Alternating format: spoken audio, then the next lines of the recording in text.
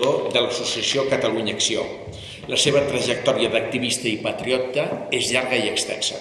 Ferm seguidor de les teories de Carles Muñoz Espinal, ha esdevingut un dels més carismàtics activistes espinaltians. És autor de diferents obres i articles independentistes i gran orador. Ha estat tertulià de diferents programes televisius fins que els partits processistes van fer valer la seva influència als mitjans de comunicació per silenciar-lo, vetant la seva presència.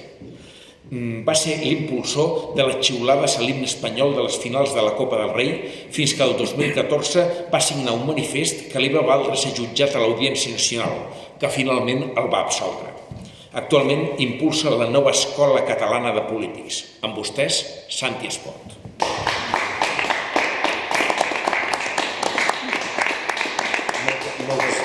Moltes gràcies, senyores, senyors. Quan l'amic Enric Arau em va dir de venir a fer, va plantejar la possibilitat de venir a fer aquest acte aquí a Sant Hilari Sacalm, i em va dir les dates, a més, que era probable, em va donar a escollir les dates que es podia fer. Evidentment, com que era poc abans de les eleccions espanyoles, naturalment vaig considerar oportú que el títol d'aquesta dissertació, d'aquesta conferència, fos què hi faran o què han de fer els polítics catalans a Madrid. I vaig triar aquest títol per la senzilla raó que anys enrere el fet de plantejar-se què anirien a fer els polítics catalans a Madrid no era pas una pregunta excessivament extesa entre l'opinió pública, perquè tothom ja convenia que s'anava a Madrid a col·laborar amb la governabilitat de l'Estat a canvi d'obtenir una sèrie de concessions en matèries de transferències de diversos tipus. Però ara, després dels fets de l'octubre del 2017 i d'aquests darrers anys on la política catalana ha estat i està absolutament condicionada per la idea d'independència sí, independència no, és normal que l'elector es plantegi aquesta pregunta: què hi aniran a fer els nostres diputats a Madrid? I sobretot aquells diputats que nominalment es diuen independentistes. Hi ha discussions si s'ha d'anar a bloquejar la política de Madrid, hi ha la discussió si s'ha d'anar a intentar una altra vegada un referèndum acordat amb l'Estat, i hi ha també la possibilitat d'alguns que diuen que s'ha d'anar a Madrid a intentar canviar la mentalitat política espanyola a fi i efecte que Catalunya pugui tenir un encaix i una convivència harmònica i més o menys civilitzada amb la resta de l'estat espanyol. Però quan un es planteja això, no pot menys, almenys en el meu cas, que pensar en una anècdota que es va produir al Parlament de Madrid un llunyà 5 de febrer de l'any 1909. I el protagonista d'aquest fet, o els dos protagonistes, són el president espanyol d'aleshores, Segismundo Moret, i el nostre estimat president Francesc Macià, que en aquells moments era diputat adscrit a la Lliga Regionalista. I si agafem nosaltres les memòries d'en Francesc Cambó, memòries, sigui dit de passada, que tots els dirigents polítics catalans haurien de llegir per obligació, més que res, per conèixer exactament quins són els mecanismes que mou la política espanyola. Si agafem les memòries d'en Francesc Cambó, en Cambó ens retrata d'una manera meravellosa el que va succeir aquell 5 de febrer de l'any 1909. Anècdota que s'hauria de difondre al màxim entre els polítics i l'opinió pública catalana.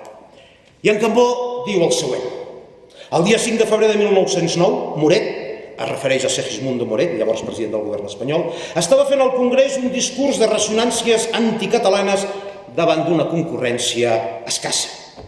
En ple discurs s'aixecà Macià i en un moment d'esbojarrada excitació increpà l'orador de manera violenta, desacostumada. Calgué suspendre la sessió. Alguns diputats liberals volien agredir Macià.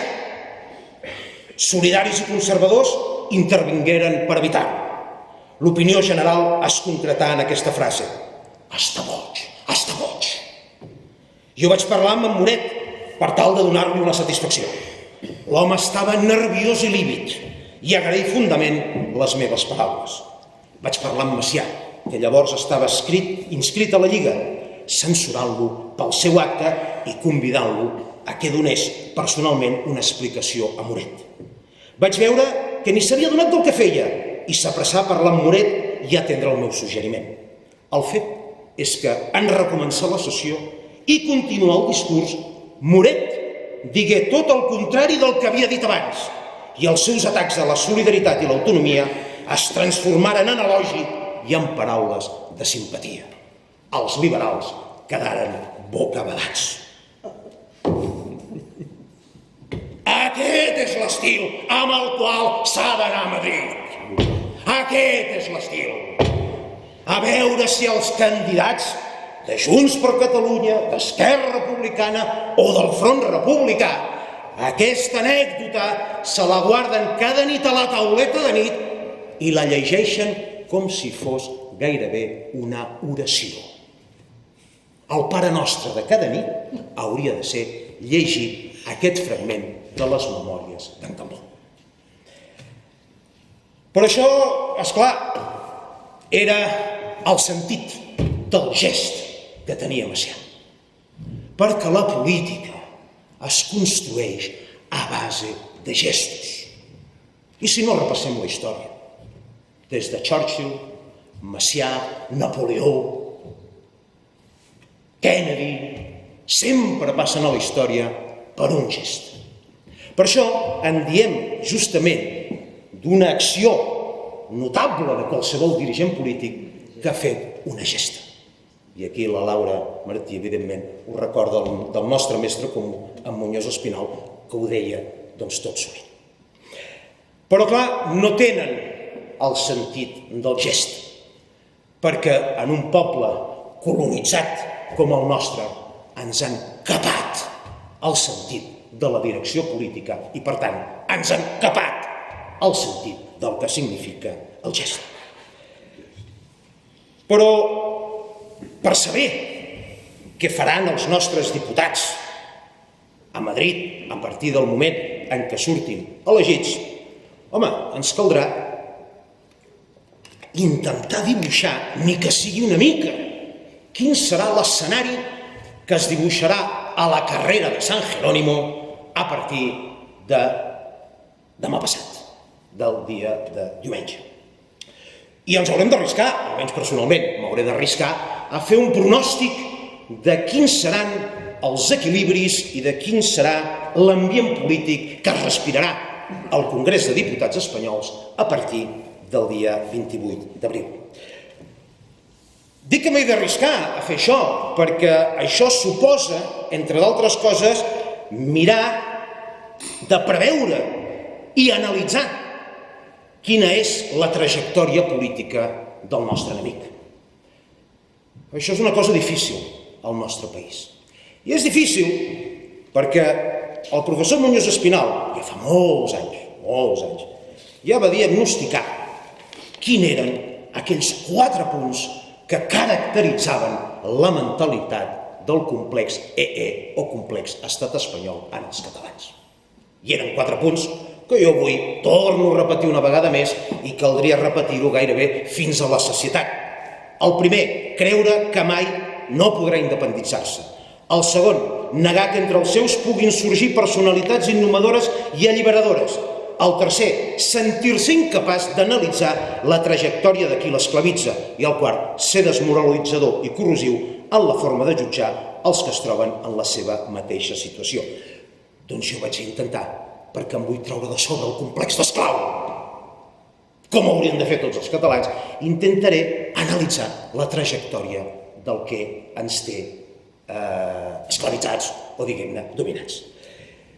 I, per tant, agafarem i intentarem fer això més que res perquè no podem caure amb l'error en el qual va caure la nostra classe política majoritàriament quan després dels fets de l'1 d'octubre va dir «Ai, és que no ens esperàvem aquesta reacció de l'Estat».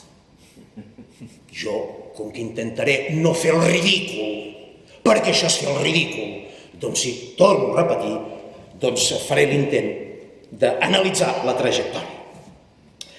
Aleshores veurem que